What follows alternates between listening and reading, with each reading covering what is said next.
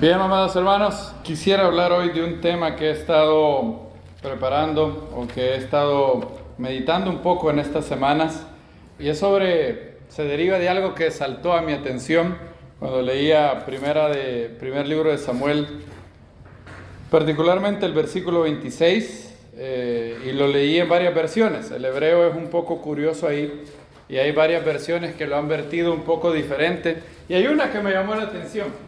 Una me llamó mucho la atención, primer libro de Samuel 26-21. Esta es la segunda vez que David le perdona la vida a Saúl. La primera está en el primer libro de Samuel, capítulo 24, en la famosa cueva de En-Gadi. Ahí David le perdonó la vida a Saúl. Y Saúl le dijo: más justo eres tú que yo, David. Yo te he pagado con mal, mientras que tú me has pagado con bien. Y de hecho hasta David le juró. Saúl tenía miedo de que cuando David llegara a ser el rey de Israel, él iba a convertirse en alguien que iba a perseguir a toda la descendencia de Saúl. Él pensaba que iba a ser algo así como los leones. Los leones, cuando llegan a una manada, ¿qué hacen los leones? Matan a todos los leoncitos que no son descendientes de ellos. Y él pensaba que David era así. Él pensaba que el corazón de David era el corazón de un monarca normal, oriental. Ahora, aunque ustedes no lo crean, cuesta creer esto, pero después de todo eso que pasó, después de tener la prueba de que David no quería matarlo, Saúl volvió a andar buscando a David para matarlo. Otra vez. ¿Cómo se explica esto? Y hay un verso que es curioso en esta segunda vez. Este es el primer libro de Samuel 26-21. Dice, entonces, ¿lo tenemos todos? Entonces dijo Saúl: he pecado. Regresa, hijo mío David, que ya no te haré ningún mal, puesto que hoy mi vida ha sido de estima ante tus ojos. Y he aquí, y aquí esta es la frase que muchas versiones traducen de manera distinta.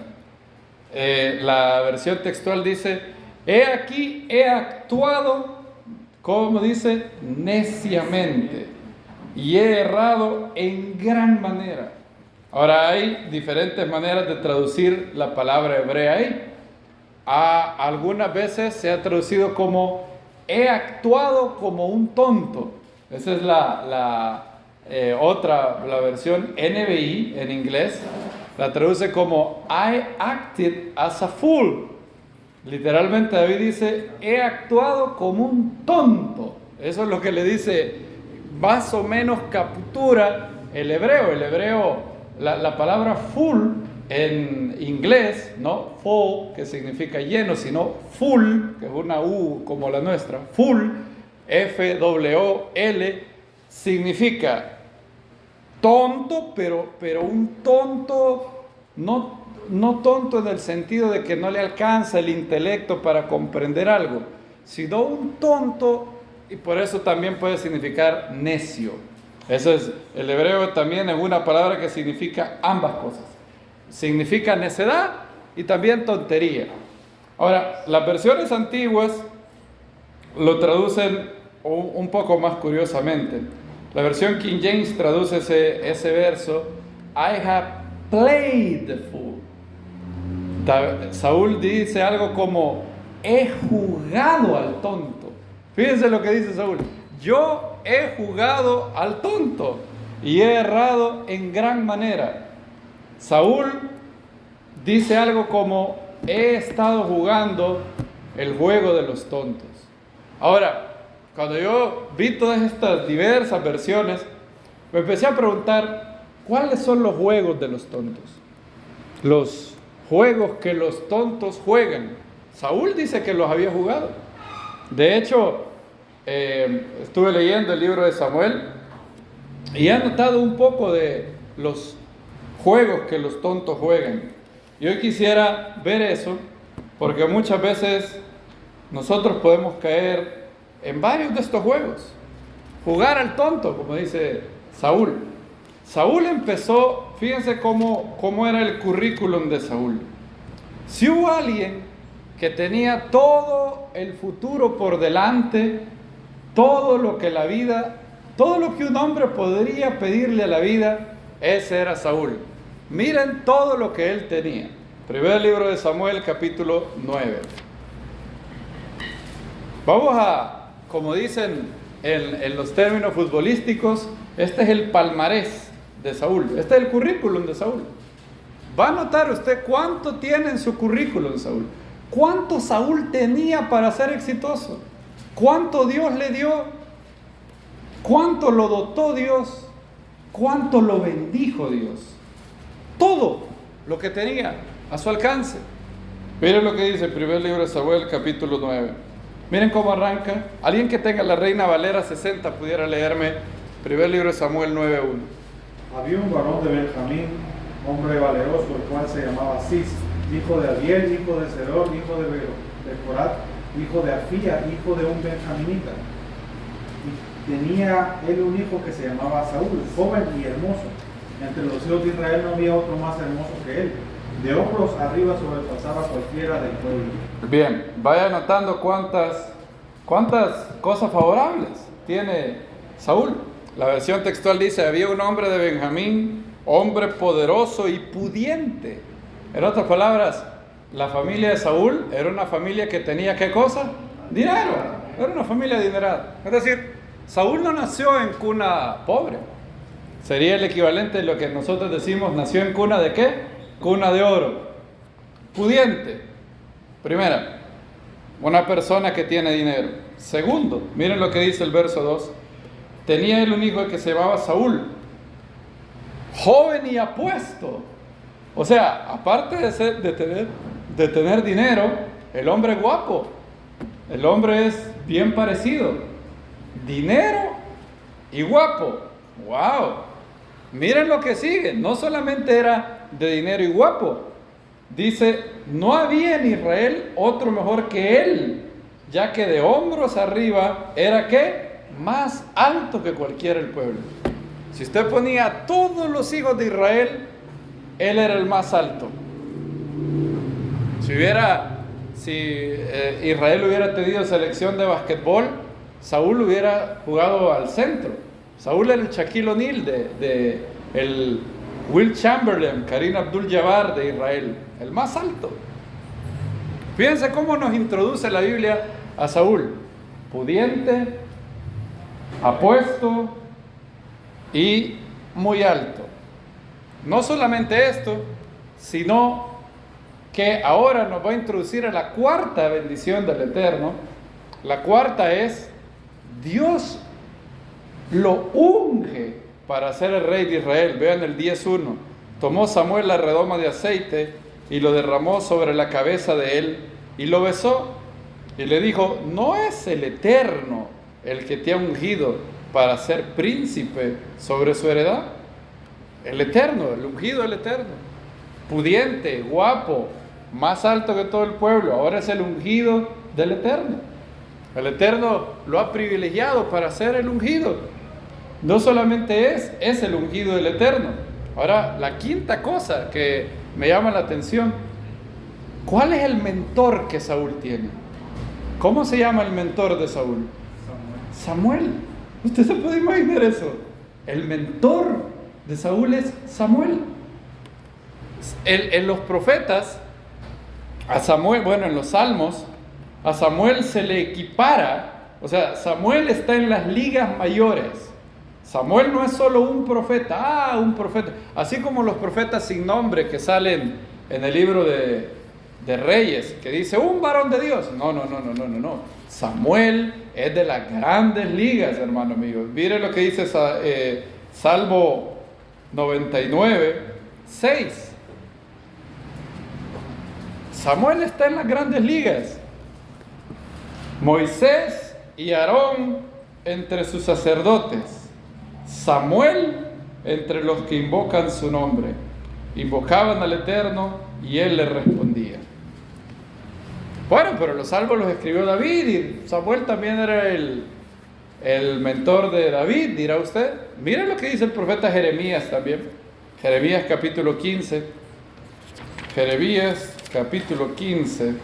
¿Alguien que lo lea, por favor? Jeremías 15:1.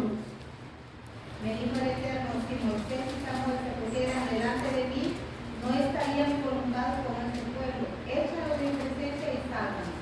O sea, el Eterno da el ranking. Este es el ranking del Eterno. Nosotros tontamente rankeamos a la gente cuando solo hay uno que puede rankearlos de verdad, porque los conoce bien, conoce los corazones y todo. Y Hashem dice, hay dos personas de los que han nacido en la historia humana. Hay dos personas que tenían la capacidad de interceder, de llegar a mí y que yo dijera, ok, voy a cambiar el decreto que he hecho. ¿Quiénes eran esas dos personas? Moisés, Samuel. Samuel es de las grandes ligas. ¿Estamos de acuerdo que es de las grandes ligas? Es de las grandes ligas. ¿Y ese es el mentor de Saúl? Vaya mentor. Entonces repase conmigo el currículum de Saúl. Adinerado. ¿Qué más dijimos? Guapo. ¿Qué más? Alto. Cuarto, él es el ungido del Eterno. No solamente es el ungido del Eterno, sino que el mentor de él es que Samuel. Nada más y nada menos. Samuel. Sería como hoy decir, yo he estudiado apologética, ¿quién es tu mentor? Y decir William Lane Craig, o decir J.P. Moreland, uno de los 10 filósofos más, o decir estudié filosofía con Alvin Plantinga, el filósofo número 7 de los filósofos más influyentes vivos hoy. Así sería. Ese es, y más aún. Samuel es un profeta, es más aún. Mírenlo, pero no solamente eso, el currículum de Saúl no se queda ahí. Aparte de tener un mentor, Saúl tiene una profecía poderosa. Oigan esta profecía, lo que le da Samuel. No solamente un mentor, sino una gran profecía. Y esta profecía no se lo dio un hermano que bueno, tal vez fue de Dios, tal vez fue de su corazón. Este es Samuel. En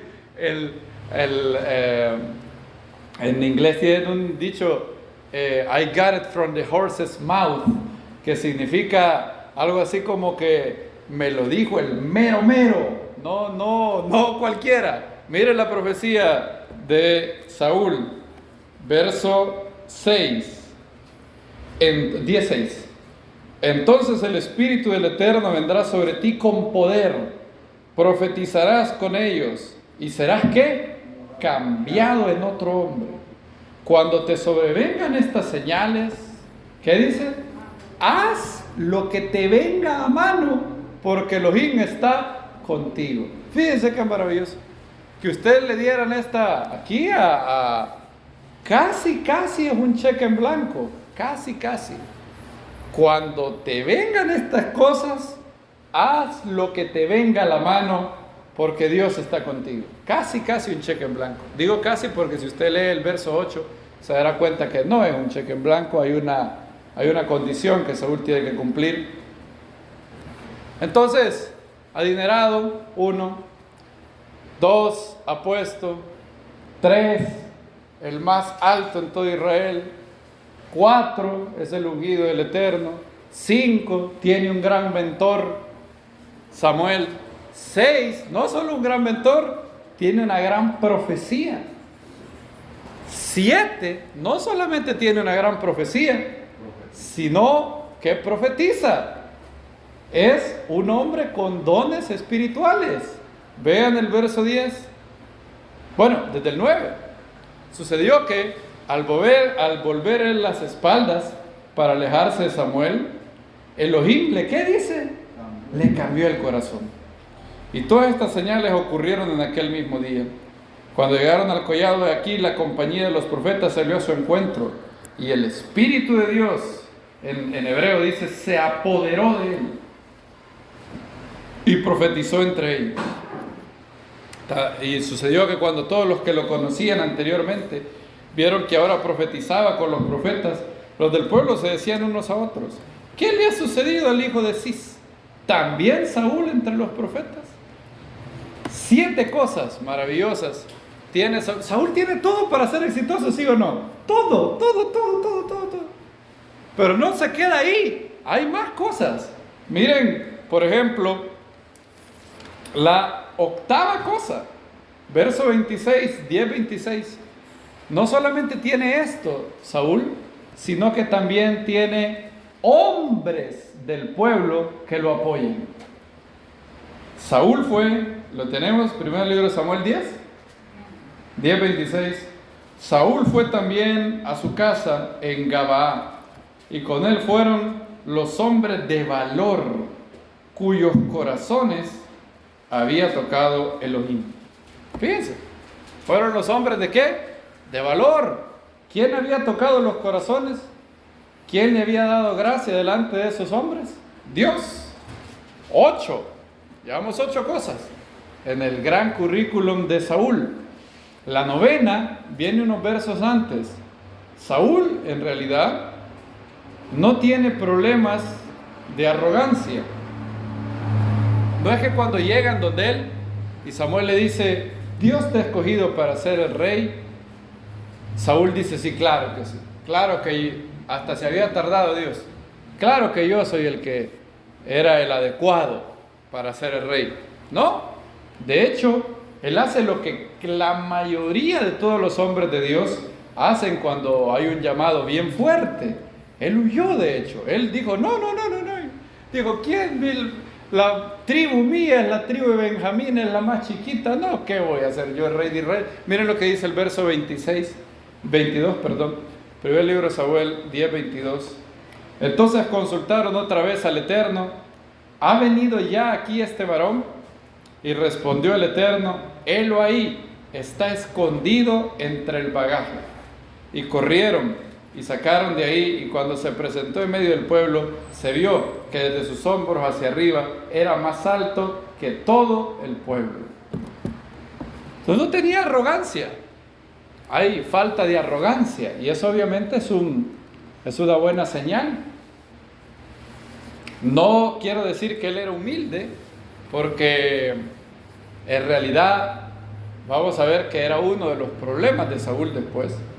Pero por lo menos no hay arrogancia. 9. Y finalmente, aparte de falta de arrogancia, así como han visto en la película Gladiador, Saúl es magnánimo. Miren lo que dice el verso 27. Pero algunos hijos de Belial, hijos del diablo, dijeron: ¿qué? ¿Este nos va a salvar? ¿Y qué dice que hicieron con él? Lo menospreciaron y no le llevaron ningún presente. Pero él, ¿qué dice? Disimuló. Ahora usted dice: bueno, ahí no está siendo magnánimo, solo disimuló que no lo oía. Sí, pero después de que Saúl le gana a los amonitas, la gente que sí estaba con Saúl, que sí lo había aclamado como rey, dice esto en el verso 11-12. Entonces el pueblo le dijo a Samuel: ¿quién es el que decía: reinará Saúl sobre nosotros? Dadnos a esos hombres para que le demos muerte. Si Saúl hubiera sido como cualquier rey oriental del tiempo, hubiera dicho: amén, traigan a esos desgraciados, vénganse y matémoslo, porque se menospreciaron al ungido de Dios. ¿Pero qué hace Saúl? Pero Saúl respondió: ningún hombre será muerto en este día, porque el Eterno ha dado hoy victoria a Israel. Bien, ahí lo tenemos. El currículum de Saúl son 10 cosas, el decálogo de las buenas condiciones, el decálogo del éxito, tiene el decálogo de las condiciones favorables. Todo lo tiene Saúl. Si se pueden a pensar, ¿qué le hace falta a Saúl? Deja el rey sobre la nación elegida de Dios, pudiente, guapo, alto, elegido, el mentor maravilloso que es Samuel, una profecía poderosa, el Espíritu del Eterno que lo hace profetizar, el apoyo del pueblo, falta de arrogancia y es magnánimo, tiene bondad en su corazón. 10 cosas maravillosas. ¿Cómo esperaríamos que termine este hombre? Esperaríamos que termine bien. Y algo que a mí me golpeó, y tenemos que revisar todo nuestro corazón al leer esto, con todo esto, este es el hombre que va a terminar consultando a una hechicera. ¿Cómo pasó esto? ¿Cómo fue que esto pasó? Saúl nos dice que fue porque él jugó el juego de los tontos. Oh David, vuelve, yo he jugado al tonto, dice Saúl. ¿Cuáles son los juegos de los tontos? Bueno, él empezó a jugar varios juegos muy peligrosos. Veamos el primero. El primero comenzó, bueno, él derrotó a los amonitas, Samuel exhortó al pueblo, y cuando Samuel le dio la profecía, aquella profecía maravillosa que leímos, Samuel le dijo algo bien claro. 10:8. Ahí donde inició la ascensión de David, de Saúl, perdón, Samuel le dijo algo muy importante. Leímos la parte bonita, la que parecía cheque en blanco, ¿verdad? 7. Cuando te sobrevengan estas señales, haz lo que te venga a mano, porque Elohim está contigo. Samuel le dice, luego bajarás delante de mí a Gilgal. Le da el lugar específico, Gilgal. Yo también bajaré a tu encuentro para que ofrezca holocaustos y sacrificios, ofrendas pacíficas. Espera 7 días hasta que yo vaya a ti y te indique lo que has de hacer. Entonces, Samuel le dio grandes promesas, pero también le dio mandamientos. Le dio directrices bien claras. Es más, fíjense que la directriz tiene un lugar. ¿Cuál era el lugar que iba a ir él? Gilgal. Tiene también algo más específico. Habla de días, ¿verdad? ¿Espera cuánto? 7 días. Y algo todavía más específico. Esos 7 días, ¿cuándo terminan? Hasta que yo vaya a ti y te indique lo que has de hacer. Ahora, el mandamiento de Samuel también es un mandamiento que requiere fe. Porque ¿por qué no le dice Samuel ahorita lo que ha de hacer? ¿Por qué le dice, andate a Gilgal y hace A, B, C, D, E, F, G? No, anda a Gilgal, me esperas, voy a ofrecer los sacrificios y yo te voy a indicar qué hacer. Espera la guía divina, espera la guía del profeta. Y esto se cumple en Gilgal, primer libro de Samuel 13, 4.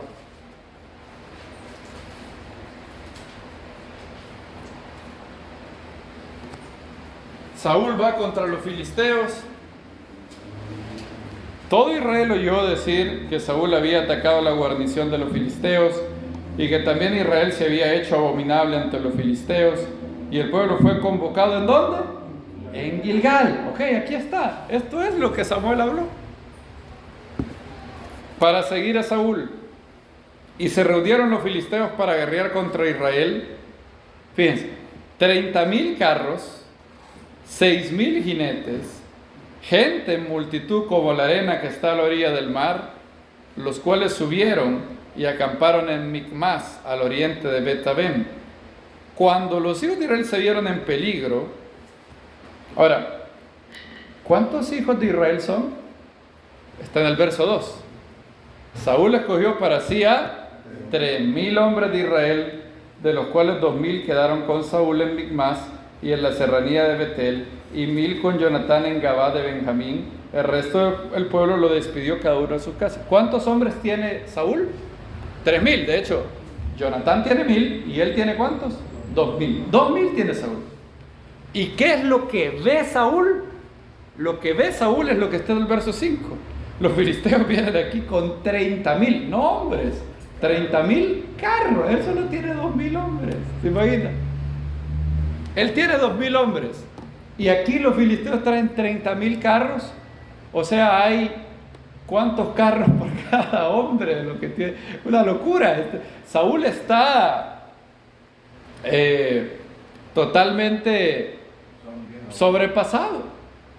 Pero no solamente tiene 30,000 carros. ¿Cuántos jinetes tiene? 6,000. Pero no solamente 6,000. Gente en multitud como la arena que está a la orilla del mar. Cuando los hombres de Israel se vieron en peligro, porque el pueblo estaba en grave aprieto, se ocultaron en cuevas, en matorrales, en peñascos, en fosas y en cisternas. Algunos de los hebreos cruzaron el Jordán hacia la tierra de Gad y Galad, pero Saúl estaba aún en Gilgal y todo el pueblo iba tras él temblando. Uno tiene que tener hasta cierto respeto por Saúl, porque a pesar de ver todo eso, la Biblia nos dice, pero Saúl no se va de Gilgal. Todavía Saúl sigue esperando lo que Samuel le dijo. Y él esperó, dice el verso 8, 7 días, conforme al plazo que Samuel le había fijado. Pero, dos cosas. Samuel no llegaba a Gilgal y el pueblo que desertaba. Saúl dice, me deserta el pueblo. Ahora, ustedes pueden ver lo que va a pasar y decir, pero ¿qué tiene de tanto de malo lo que hizo Saúl? El pobre hombre está ahí, lo han dejado solo, empieza a correrse el pueblo y el pueblo se le empieza a desertar, se le empieza a ir. Aparte de tener solo 2000 hombres, la gente se le empieza a ir. ¿Qué haría usted? ¿Qué haría usted? Bueno, si somos el rey que Dios escogió y el Dios de Israel es el más poderoso de todos los dioses, deberíamos de hacer lo que nos dijo Samuel. Pero no, Saúl, no se puede decir de Saúl, por fe andamos y no por vista. Saúl dijo lo contrario, por vista andamos y no por qué, y no por fe. Entonces dijo Saúl, traedme el holocausto y las ofrendas de paz, y él mismo ofreció el holocausto. Cuando acababa de inmolar el holocausto, he aquí Samuel que llegaba. Y Saúl le salió al encuentro. O sea, Saúl solo tuvo que esperar unos cuantos minutos más. Saúl estuvo a 15 minutos de haber obedecido.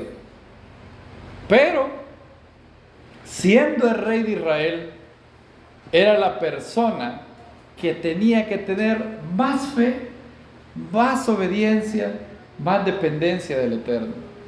Y Samuel le dice, ¿qué has hecho? Y Saúl le respondió, ciertamente vi que el pueblo desertaba y que tú no llegabas en los días fijados. Fíjense, el primer juego de los tontos es empezar a culpar a otros de los errores propios. Ese fue el primer juego de los tontos que Saúl empezó a jugar. ¿Cómo es así? Lo va a decir usted. Momento ahí. Si el hombre obedeció, Samuel le dijo 7 días. Y él esperó ¿cuánto? 7 días. ¡Qué injusto, Samuel! Parece que hasta Hashem es injusto. El pobre hombre estaba desolado. ¿No están siendo un poco estrictos con Saúl? Pobre hombre. En realidad, cuando nos preguntamos y volvemos a leer primer libro de Samuel 10, la pregunta que hay que hacerse es, ¿qué estaba al centro del mandamiento? Si yo le pregunto, supongan que aquí tuviéramos a Samuel y aquí tenemos a Saúl. Si yo le pregunto a Saúl, Don Saúl, ¿qué entiende usted? Espera 7 días hasta que yo vaya a ti y te indique lo que has de hacer. ¿Qué es lo importante de ese mandamiento? Saúl contestaría 7 días. O sea, lo importante es 7 días. Ahora, si yo le pregunto a Samuel, ¿qué creen ustedes que Samuel, y Samuel es la voz de Dios, ¿qué creen ustedes que Samuel me diría que es lo importante? Lo más importante, lo que está al centro. Samuel nos diría, no, lo más importante del mandamiento es la frase, hasta que yo vaya a ti. Yo dije, sí, 7 días, pero los 7 días tenían un cumplimiento bien claro, tenían una fecha de vencimiento clara. Espera 7 días hasta que yo vaya a ti. Es decir, los 7 días son secundarios al mandamiento de, yo pude haberle dicho, espera 8 días hasta que yo vaya a ti, o 5 días hasta que yo vaya a ti. Lo importante era que él esperara en Dios. Eso era lo importante. No los días. Era que él esperara en Dios. Miren lo que le dice Samuel. Después de que le dice, conforme a los días fijados. O sea, la atención de Saúl estaba en los días. 1 día, 2 días, 3 días, 4 días, 5 días, 6 días, 7 días. Ya pasaron 7 días, pues no, tráigame el sacrificio. Y no era eso. Él le puso atención a lo secundario, no a lo primario. Lo primario no eran los días que había pasado. Lo primario era aprender a esperar en Dios. ¿No es cierto? ¿No es eso cierto también de nosotros? ¿Qué es lo importante? Cada vez que viene una prueba, aprender a esperar en Dios. No que cuentes los días que han pasado. Dios sabe. Y el primer juego de los tontos que Saúl juega es el siguiente. Yo le puse así. Este es el juego. Mi arrebato es mejor que esperar en Dios. Ese fue el juego de Saúl. No, se me diserta el pueblo. Véngame, tráigame el sacrificio. Hay una gran diferencia entre estar entusiasmados y ser arrebatados. No es lo mismo. Pregúntenle a Nadab y a Abiú. ¿Qué fue lo que hicieron ellos? Un arrebato. El único arrebato bonito que va a haber es el arrebatamiento. De ahí no hay ningún arrebato bonito. Miren lo que le dice Samuel. Y me dije, fíjense, qué bonito, Saúl, me dije, los filisteos descenderán ahora contra mí en Gilgal y yo no he apaciguado al Eterno. Así que me esforcé y ofrecí el holocausto. Y Samuel dijo a Saúl, y fíjense, en hebreo aparece la misma raíz que aparece allá en Samuel 26. Tontamente has actuado. Aquí es donde empezó a jugar el juego de los tontos. No has guardado el mandamiento que el Eterno tu Dios te ordenó. O sea, lo importante no eran los 7 días. ¿Qué pensás que era lección de matemática esto? Para ver si podías contar hasta 7. Lo importante era que esperaras en Dios. Él te dio un mandamiento. Él te dijo, las cosas correctas se hacen así. Ve 7 días y espera. Hashem estaba probando a Saúl. ¿Cuál era la prueba? Saúl debía de decir, esta batalla es imposible que yo la gane sin Dios. De hecho, imagínense que nadie se le deserta. Supongamos que él viene, espera los 7 días y los 2,000 hombres están firmes con él. ¿Todavía tiene posibilidades humanas de ganar la batalla? No tiene ninguna posibilidad. Recuerden, los filisteos tienen, lístenlo conmigo, 30,000 carros, 6,000 jinetes y gente en multitud. O sea, los 2,000 hombres a Saúl no le sirven de nada. Es más, ya no importa, cuando la matemática es tan adversa, ya no importa si son 2,000, si son 1,000, si son 300, no importa. Es igual de imposible humanamente hablando. Es como dividir, no importa si uno divide 5 entre 0 o si divide 1,000,000 entre 0. El resultado es el mismo. No importa si es 0 entre 100 o 0 entre 1.000.000, siempre da 0. Las probabilidades de Saúl de ganar eso sin Dios son 0. Desde el inicio esa guerra está perdida a menos que Saúl obedezca. Entonces Saúl se arrebata pensando que la batalla es ganada por los números. Él piensa, uy, se me va más gente, y si se me va más gente, entonces mis posibilidades disminuyen. No, cuando tus posibilidades son 0 ya no pueden disminuir más, ya son 0. La única carta que tiene Saúl es esperar en Dios, esa es la única. Y Jonatán lo va a comprobar, su hijo lo entendió. Miren lo que dice Jonatán un poquito más adelante. Primer libro de Samuel 14:6. Jonatán lo entiende. Es más, Jonatán, él solito y el escudero se lanzan, solo 2, contra los filisteos y ganan. ¿Por qué? ¿Cuál es el secreto que Jonatán aprende? Jonatán, tenemos primer libro de Samuel 14:6. Jonatán dijo a su joven escudero: ven, pasemos a la guarnición de estos incircuncisos, quizás el Eterno actúe por nosotros, porque para el Eterno, ¿qué dice? No hay impedimento en salvar con muchos o con pocos. Pregúntenle al Estado de Israel si no es cierto eso. Es más, pregúntenle a los ucranianos que están dando la gesta heroica ya. Si el Eterno quiere, no importa si tiene bastantes o poquitos. ¿Quién más entendió eso? Lo iba a entender un joven de Belén, que iba a ir delante del hombre más alto, que tenía espada, jabalina y todo. Y Saúl, el hombre de los números, le dice: no, mira, no hay posibilidad. Él es el hombre de las posibilidades. No hay posibilidad de que le ganes, porque él es un hombre guerrero. ¿Desde qué le dice Saúl? Desde su juventud. En cambio tú eres un muchachito. Y David le dice: no importa, Dios me librará de la mano de ese filisteo. Ese filisteo será como un oso, como un león. Y cuando se enfrenta a Goliat, David le dice la famosa frase: tú vienes contra mí, ¿con qué? Con espada, con jabalina, pero yo vengo contra ti, ¿en qué? En el nombre del Eterno de los ejércitos, cuyo nombre ha blasfemado. Así le dice a Goliat. Él entendió eso.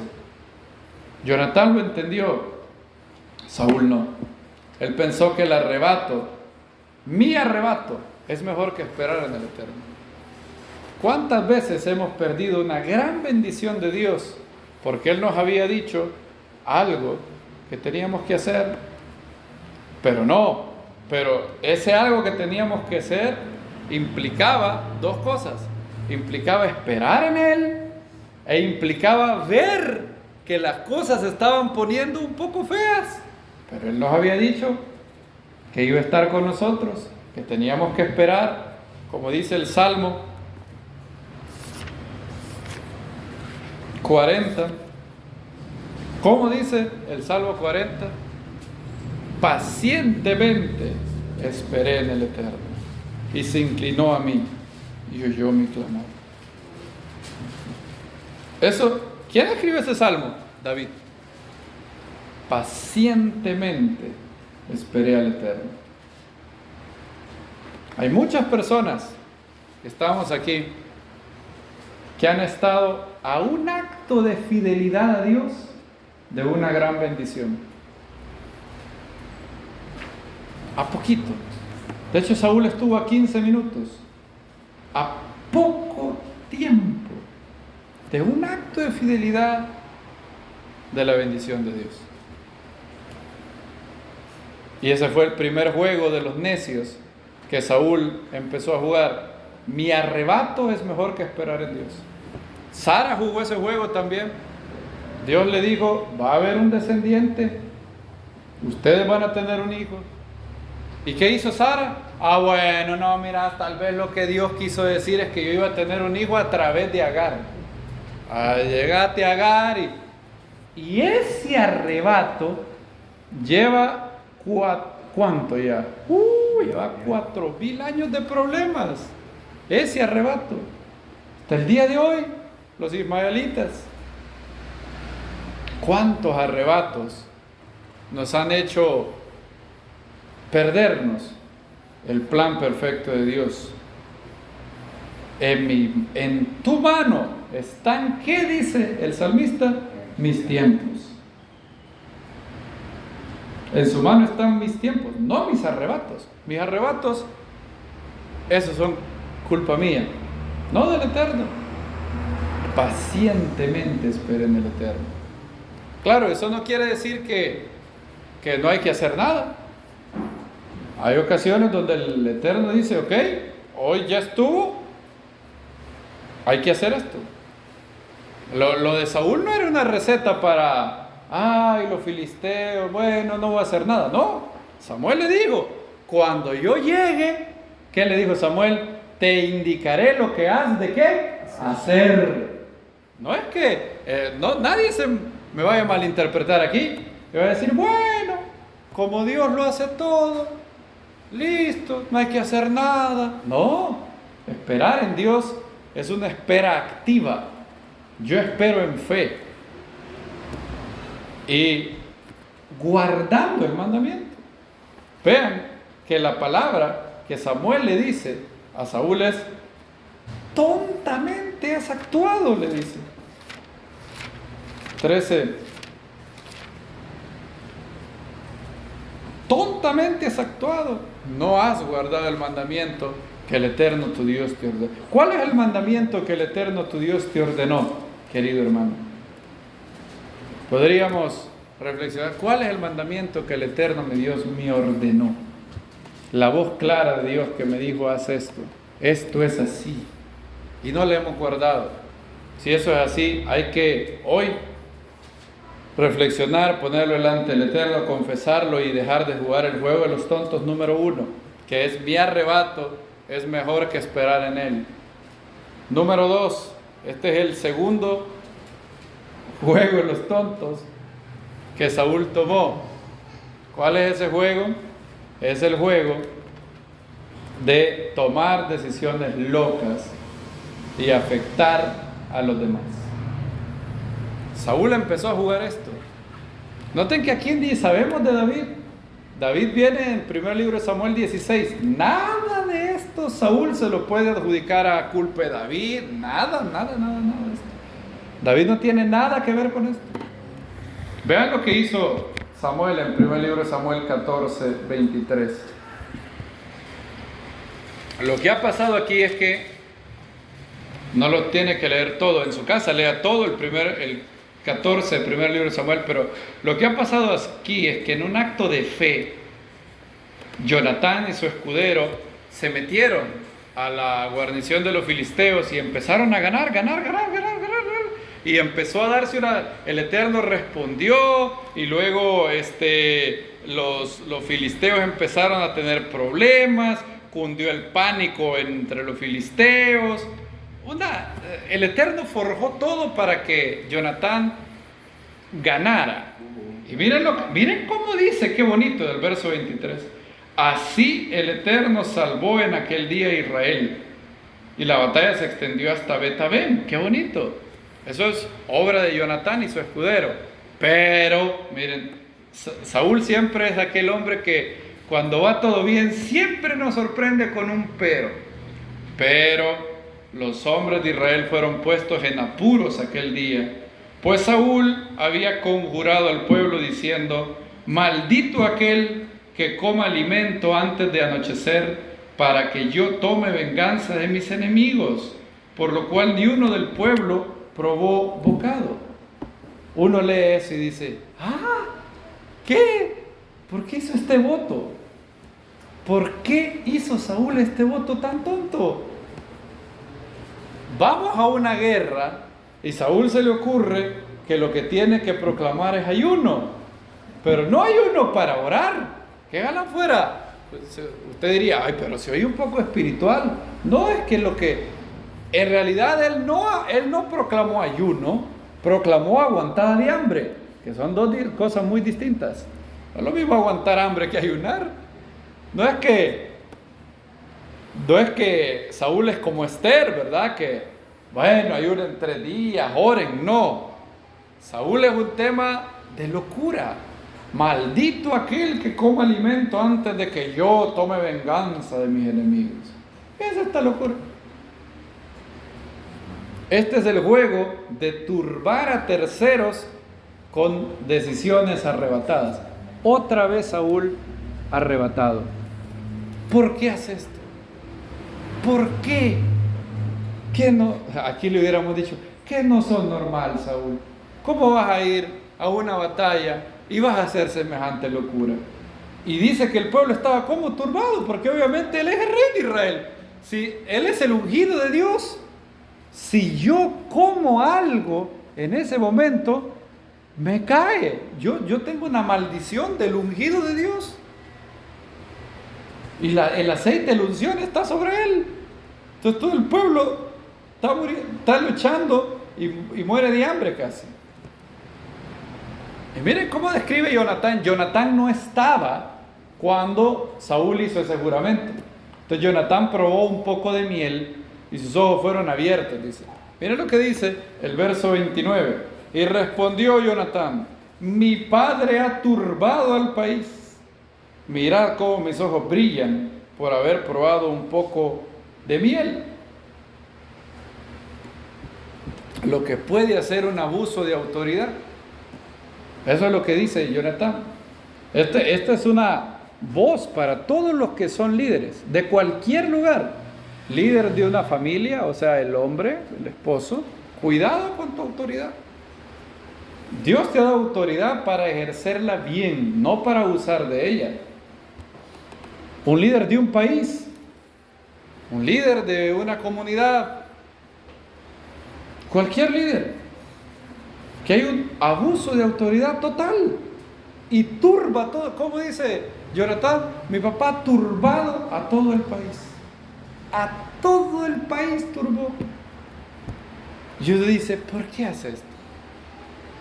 Ahora, ¿cuántas decisiones? No juzguen mucho a Saúl. Volvamos al Saúl que llevamos dentro. ¿Cuántas decisiones así locas hemos tomado en nuestra vida, arrebatadas? Decisiones en un arrebato de ira, porque él está enojado, dice, hasta que me vengue de mis enemigos, dice. ¿Cuántas decisiones hemos tomado así? Yo creo que como principio general uno nunca debe de tomar decisiones arrebatadas. Por lo general serán malas. Por lo general son malas. Hay que orar. Bueno, y obviamente decisiones que demandan que se hagan rápido. No hay mucho tiempo. Ahora, cuando lleguen esas decisiones es bueno haber orado para que el Eterno nos dé guía. Por eso es la importancia de la oración de la mañana. Tú no sabes qué decisión vas a tener que tomar a las 3 de la tarde, a las 2 de la mañana, a las 2 de la tarde. Cuando uno va en un avión, ¿en qué momento del trayecto la aeromoza te explica cuál es el proceso para ponerte ¿cómo se llama? El chaleco y dónde están las salidas de emergencia? ¿En qué momento lo hace? Al inicio, cuando va despegando. ¿Por qué? Porque cuando estamos en el momento de la crisis no pensamos bien. Entonces supongan que el avión se cae, como casi nos pasa a nosotros. Supongan que el avión desciende y le va feo, y en ese momento te empiezan a explicar lo de las mascarillas. Ya no vas a razonar bien. Por eso te lo dicen antes. ¿Cuándo es que tienes que tomar la decisión de que no caerás en la tentación de una mujer extraña? Antes. No cuando estés en el cuarto del motel. Ahí es muy tarde ya. Ahí no vas a tomar voy a ver si soy fiel. No.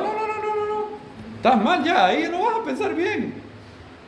Por eso la importancia de temprano yo te buscaré.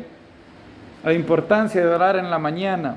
La oración de la mañana, pedimos la gracia para todo lo que vamos a tener en el día y para no tener que tomar una de estas decisiones locas. Tercer juego de los tontos que Saúl jugó es creer que mi perspectiva es más sabia que la palabra de Dios. Ese fue el tercer juego de los tontos. Ya saben la historia. Dios le dice a Samuel, dile a Saúl que ha llegado el tiempo de juzgar a los amalecitas. Los amalecitas eran el pueblo más cruel. De hecho, Moisés lo refiere como el pueblo cruel que no atacaba a las milicias. ¿A quiénes era que atacaba? A los cansados, a los débiles, a los ancianos.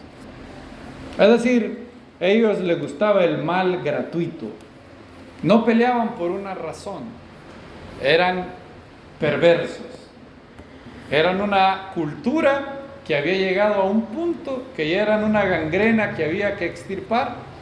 Y Dios podía, como Dios es Dios y juzga a las naciones, Él podía usar cualquier medio para extirparlos. Pudo haber hecho lo mismo que Sodoma y Gomorra, traer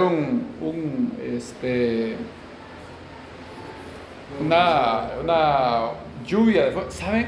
Por eso algo fascinante que ha pasado. Esto yo no lo sabía. Hace poquito tiempo, esta es el extra, como decían los del periódico.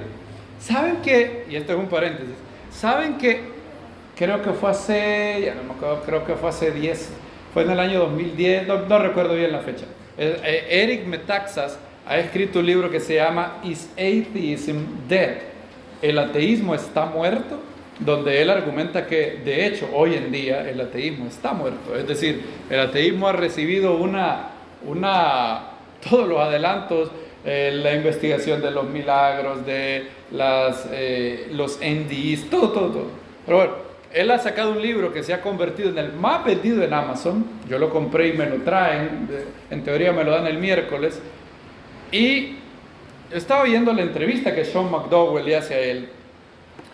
Y él menciona que han hecho unos hallazgos, han llegado más al fondo en la región de Sodoma y Gomorra. Y hoy en día, creo que con Luis estuvimos hablando, tú me mandaste un artículo, ¿verdad? Hoy en día, fíjense, todo el mundo, tanto creyentes como ateos, debido a lo que se ha encontrado ahí, todo el mundo está seguro que esa sociedad fue destruida no por un maremoto, no por un volcán que hizo erupción, sino que fueron destruidos por un fuego que vino del cielo. Literal, todos creen eso.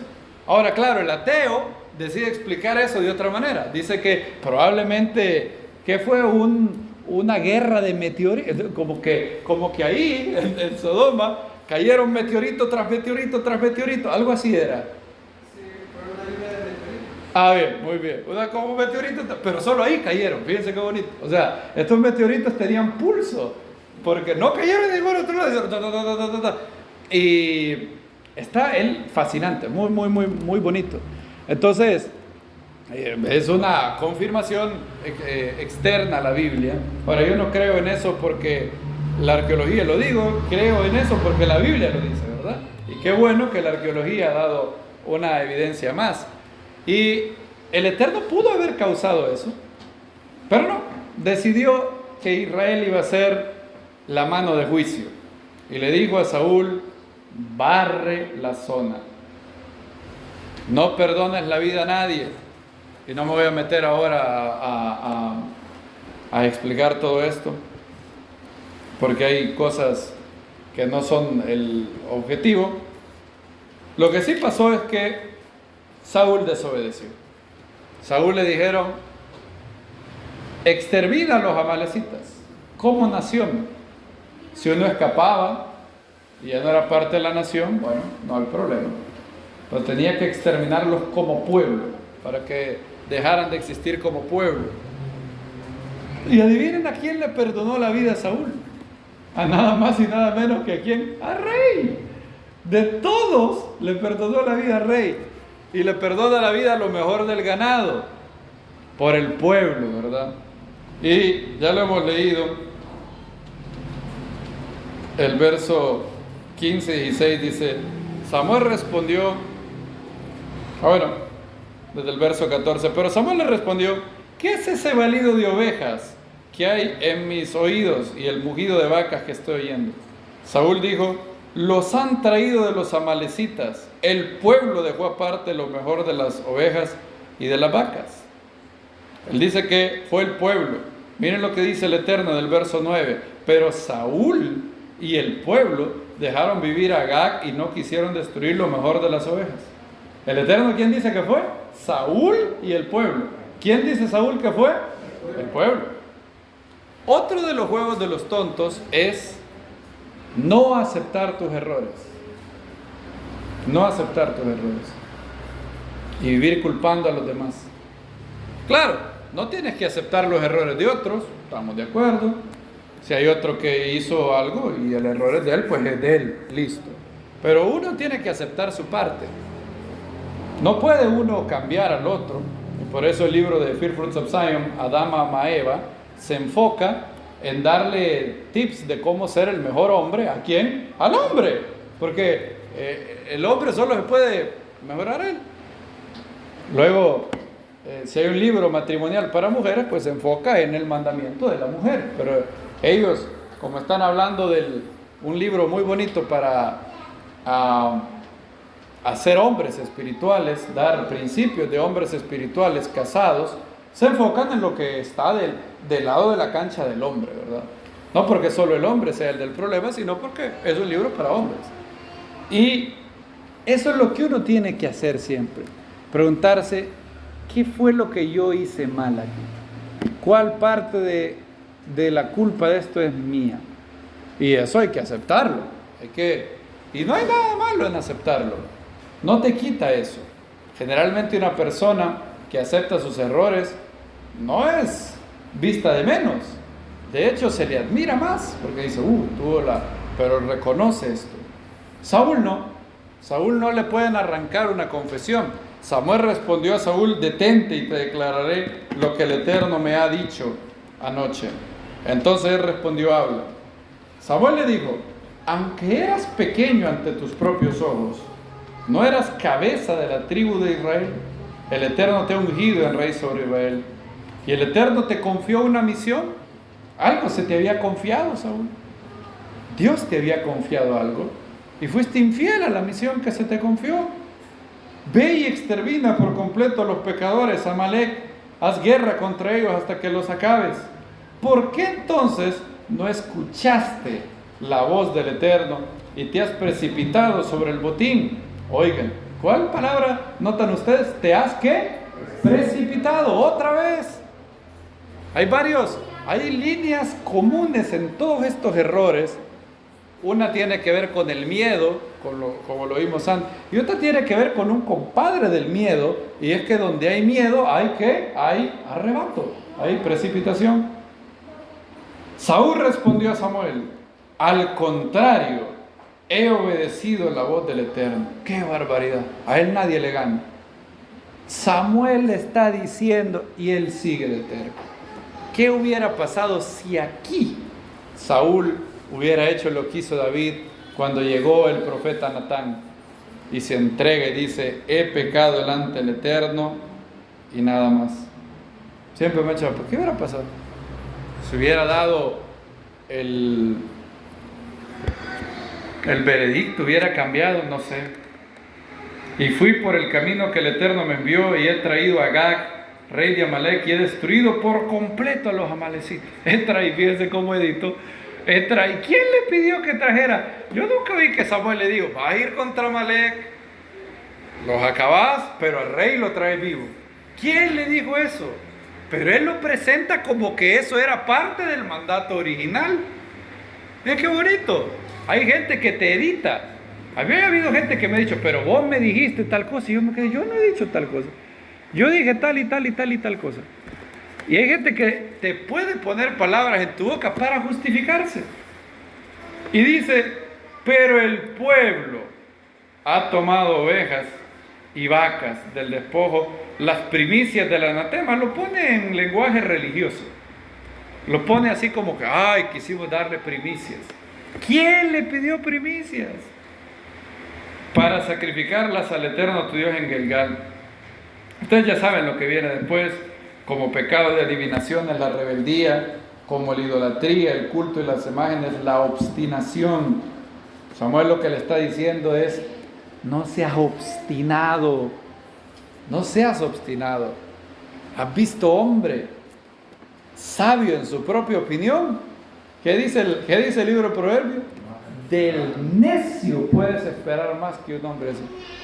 O sea que está el necio y está el hombre que es sabio en su propia opinión, que no escucha, no analiza la otra perspectiva para ver si le informan mejor. No, obstinado y rebelde. Y le dice,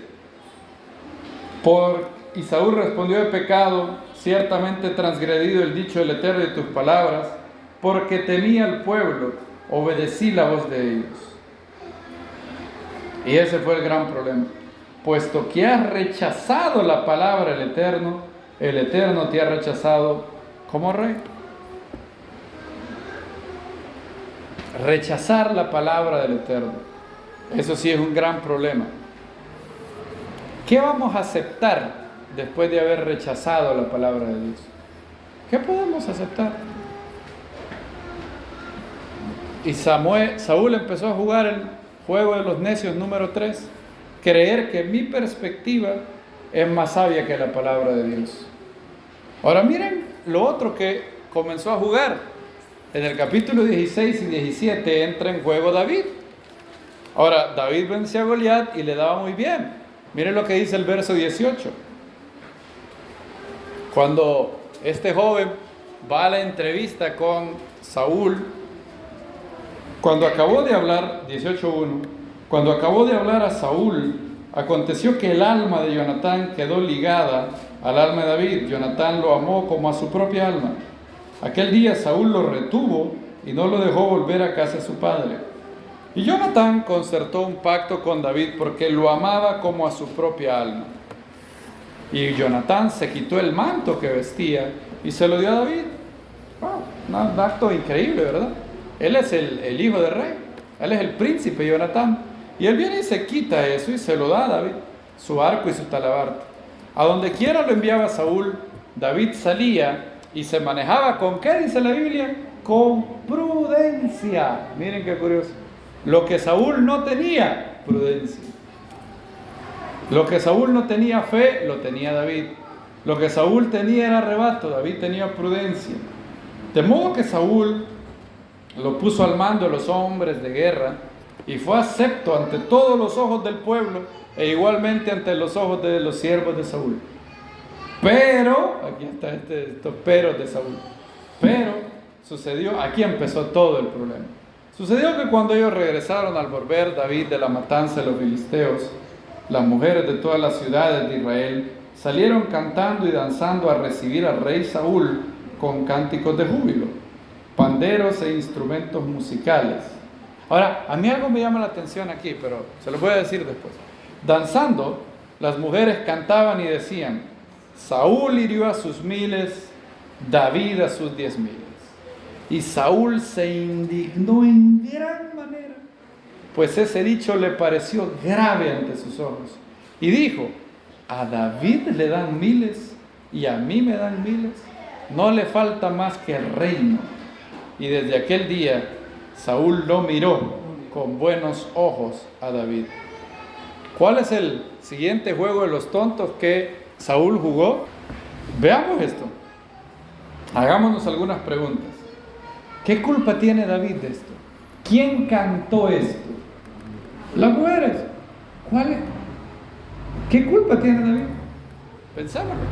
Una cosa fuera que David hubiera llegado donde Saúl y le hubiera dicho: rey, yo tengo una idea, a mí se me ha ocurrido un estribillo.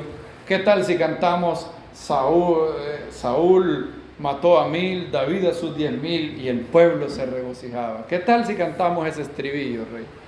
Bueno, si lo dice David, todavía uno diría: bueno, David ya se le está subiendo todo, pero David, ¿qué culpa tiene? ¿Qué culpa tiene David? También la Biblia nos dice que las mujeres salieron a recibir al rey Saúl. O sea que las mujeres en realidad no tenían una mala intención.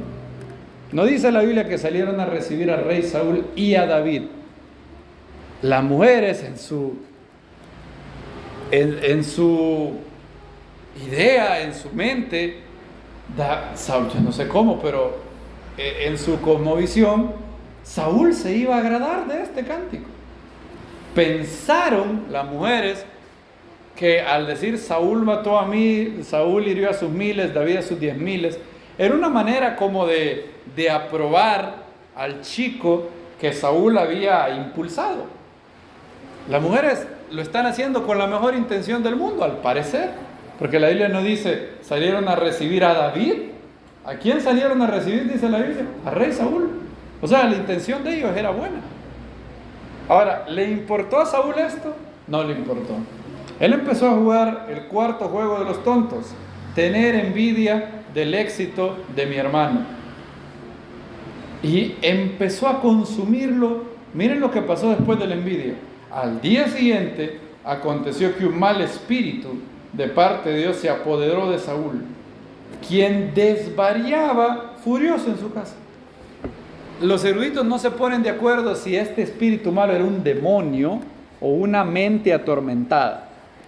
Algunos piensan que es un demonio que llegó a atormentarlo. Otros dicen que no, que en realidad espíritu aquí no habla de un espíritu, un ser celestial, sino que habla del sentir, del ánimo psicológico, emocional de Saúl. Y aquí empezó Saúl a jugar el juego de la envidia y de la paranoia. Él empieza a desconfiar. La envidia luego te hace, ¿qué dice la Biblia? Desvariar. Desvariaba furioso en su casa. Y luego le tiró una lanza. Saúl ya está dispuesto a convertirse en asesino de David. Y uno se pregunta, ¿y David qué culpa tiene?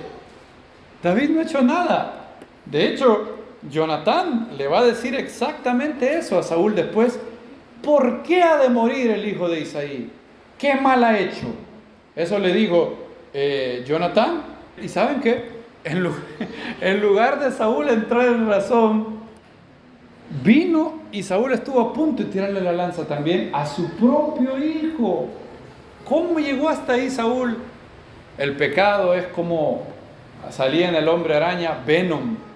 Venom empieza chiquitito. ¿Se acuerdan qué tamaño es Venom en el hombre araña? Es una cosita así. ¿Y qué hace Venom? Va creando una red y red y red y red. El pecado, decía Adrian Rogers, te portará más allá de lo que tenías imaginado, por más tiempo del que tenías planeado y sin la misma capacidad de salir que tenías prevista. Eso hace el pecado. Te llevará más lejos de lo que tenías planeado, por más tiempo y con menos recursos para salir de él de lo que te habías imaginado. Él envidió al hombre más. ¿Se pueden imaginar esta locura de Saúl? Luego David escapa de él, obviamente, porque lo quiere matar, y se va donde los sacerdotes. En el verso 21, pues no vamos a leer el 21, vamos a leer el 22. David huye y pasa comiendo pan donde los sacerdotes. Vamos a ir al verso 22 y vamos a ver el quinto juego de los tontos que Saúl jugó. Recuerden que él dijo, yo he jugado al tonto. Entonces estamos descifrando cuáles fueron los diferentes juegos necios que jugó Saúl. 22. Saúl ahora persigue a David. David huye. Ya se cansó de esquivar lanzas. Dice, un día de esto una lanza de pronto me da. Y se va, pero hay un sapo que estaba ahí. Se llamaba Doeg Edomita. Ese fue el problema. Llega donde Abiatar, donde Ahimelech, y mira el verso 21:7, pero ese día se había detenido ahí delante del Eterno uno de los siervos de Saúl llamado Doeg Edomita, jefe de los pastores de Saúl. Y entonces lo único que hizo, ¿saben qué hicieron los sacerdotes? Lo único que hicieron los sacerdotes fue darle de comer a David y a sus hombres, nada más. Los sacerdotes no sabían que David estaba huyendo de Saúl. Y aquí viene el quinto juego de Saúl: jugar a la víctima. Vean lo que dice el verso 7, 22:7. Dijo Saúl a los siervos que estaban alrededor de él: oíd ahora, hijos de Benjamín, ¿os dará acaso a todos vosotros el hijo de Isaí campos y viñedos? ¿Os hará todos capitanes de millares y capitanes de centenas? O sea, dándole a entender que los va a sobornar David contra mí. Miren lo que dice: para que todos vosotros conspiréis contra mí. Pregunta: ¿había alguien conspirando contra Saúl? ¿De dónde se imagina esta conspiración? Saúl empieza a ver conspiraciones donde no hay conspiración contra mí, y nadie me avisa cómo mi hijo hizo alianza con el hijo de Isaí, ni quien se compadezca de mí. Miren, resulta que Saúl no es un agresor. En realidad Saúl es una, ¿qué dice él? Una víctima. No se compadecen de mí. Y nadie se compadece de mí y me da a conocer contra mí. Y me da a conocer cómo mi hijo ha sublevado a mi siervo contra mí para que me aceche hasta este. ¿Cuándo David lo había acechado? ¿Cuándo David le había hecho una cosa mala? David lo único que hizo fue quitarle problemas. Tenía un gigante, se lo mató. Tenía un espíritu malo, se lo ahuyentó con el arpa. Solo eso, oye. Todos los problemas de Saúl, bueno, no todos, pero los problemas más grandes que tenía Saúl, David se los quitaba. Y ahora dice que no hay nadie que se compadezca de mí. Fíjense eso. Pero Doeg Edomita, dice el verso 9, estaba a cargo de los siervos de Saúl. Respondió: yo vi al hijo de Isaí yendo a Nob, a Ahimelech ben Ahitob, quien consultó por él al Eterno y le dio provisión. Bueno, Saúl manda a llamar a los sacerdotes. Verso 12. Y Saúl le dijo: escucha ahora, hijo de Ahitob. Ahimelech era el nombre. Y le dijo: heme aquí, señor mío. Y Saúl le dijo: ¿por qué tú y el hijo de Isaí habéis conspirado contra mí? Otra vez, miren, la víctima. Saúl es la víctima. Yo pensé que era el agresor. En su mente, él es una víctima. Contra mí, dándole pan y una espada. Ay, ha de haber pensado: ¿y esa espada para quién es? ¿Para matar a quién es? Para matarme a mí. Y consultado por el Elohim para que se levantara contra mí y me acechara hasta este día. ¿Qué es esto? Miren lo que dice. Pero miren a Ahimelech. Ahimelech respondió al rey y le dijo: pero esta es la voz de la razón. Y Saúl no la oye. Pero rey, ¿quién entre tus siervos es tan fiel como David, yerno además de rey, capitán de tu guardia y honrada en tu casa? ¿Acaso he comenzado hoy a consultar a Elohim por él? Lejos sea de mí, no impute el rey cosa alguna a su siervo, ni a toda la casa de mi padre, por cuanto tu siervo nada sabe de este asunto, poco o mucho. Esto es lo que Saúl hacía, le imputaba a otros motivos, intenciones que no tenían. David conspiraba contra él, por Dios. Jonatán tenía una alianza para llegar al trono. Los sacerdotes conspiraban contra David, contra Saúl. No impute. ¿Con qué le imputamos a los demás? Nos habla la Biblia en esta ocasión. ¿Qué le imputo yo? Es un gran pecado. ¿Sabían que es un gran pecado imputarle a otros malas intenciones? Dice el profeta Zacarías, vayan conmigo, Zacarías, creo que es capítulo 7, 8:17, perdón. Tenemos Zacarías 8:17. Dice, ninguno de vosotros, ¿a quién aplica esto? A ninguno de nosotros. Ninguno de vosotros piense mal en su corazón contra su hermano. No améis el juramento falso, porque todas estas cosas son los que aborrezco, dice el Eterno. Qué curioso, ninguno de vosotros piense mal contra su prójimo. Bien curioso ese verso. Cuántas cosas se pueden derivar de él, son bastantes. Obviamente hay cosas, el verso no es absoluto, hay ocasiones en donde si el Hafetz Haim dice que si hay una persona que es un estafador probado, entonces yo estoy justificado en pensar mal de él. Si alguien ya probó que es un estafador, un engañador, bueno, entonces no hay problema en pensar mal de él. También el verso habla de pensar mal contra su prójimo. En otras palabras, en el Peshat habla de pensar hacerle mal. Pero en otro sentido, también se puede aplicar a pensar mal de su prójimo, como lo hace Saúl. Le dice a Ahimelech, no impute mi señor cosa que no existe. Él estaba pensando ya en su paranoia que él era víctima. Víctima era Saúl. Su juego es la víctima. ¿Por qué conspiráis contra mí? Miren cómo sigue jugando a la víctima.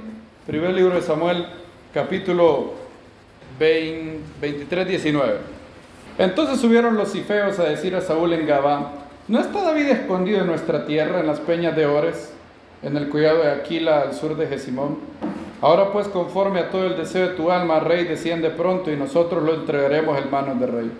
A lo que respondió Saúl, benditos seáis del Eterno, os habéis compadecido de mí. Imagínense, él es que dice Saúl, la víctima. Jugar el juego de la víctima es muy peligroso, porque cuando juegas el juego de la víctima, tú te pones a ti mismo como el estandarte del bien, y por definición, si tú eres el héroe, la víctima, el otro es un villano. Todo lo que otro hace es malo. No, cuando jugamos a la víctima, somos ciegos al mal que hay en mí y al bien que hay en el otro. David no era el que lo andaba conspirando. Saúl, en realidad, es el que está haciendo esto. Sexto juego, y ahí vamos a terminar. Sexto juego de los tontos que Saúl jugó, pagar mal por bien. Primer libro de Samuel, capítulo 24-17. Y dijo a David, más justo eres tú que yo, porque tú me has pagado con bien y yo te he pagado con mal. Hay un juego tonto muy arraigado en el alma humana. Esta es la idea que dos errores equivalen a un acierto. En otras palabras, alguien hace un mal, entonces eso a mí me justifica para hacer un mal también. Me hacen un mal, yo hago un mal. Esa es la idea. No.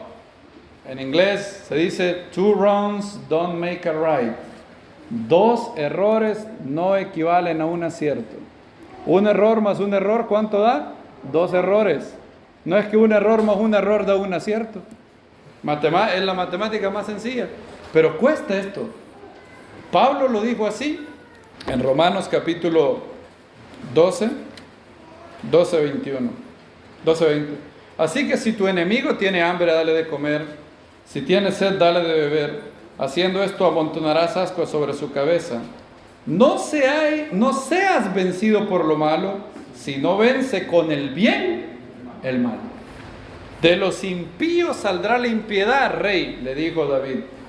Tú puedes hacer mal contra mí, pero eso no significa que eso me justifica a que yo haga mal contra ti. No justifica eso. Yo oí un dicho Una vez me dijeron este dicho: palabras sacan palabras. Oí ese dicho. La idea es que si tú me dices algo ofensivo, yo tengo el derecho de ofenderte también. Esa es la idea detrás de ese dicho. Nunca lo había oído yo. Palabras sacan palabras. No sé si es nuevo, pero yo no lo había oído. Palabras sacan palabras. La idea es, a mí me ofenden, yo ofendo. Ese es el juego de los tontos. No juegue ese juego, hermano. No juegue el juego de los tontos. No llegue al ocaso de su vida diciendo lo mismo que dijo Saúl. Oh, David, he jugado al tonto y he errado grandemente. La Biblia nos manda a no ser vencidos por el mal. Si una persona necia te ofende y tú lo ofendes, él te ganó. Fuiste vencido por el mal. Antes de la discusión había un necio y un sabio. Él logró que hayan dos necios al final. Por eso Pablo dice: no seas vencido por el mal, vence con el bien al mal. El poder de la luz es más grande que el poder de las tinieblas. Y no estamos justificados en responder con maldición.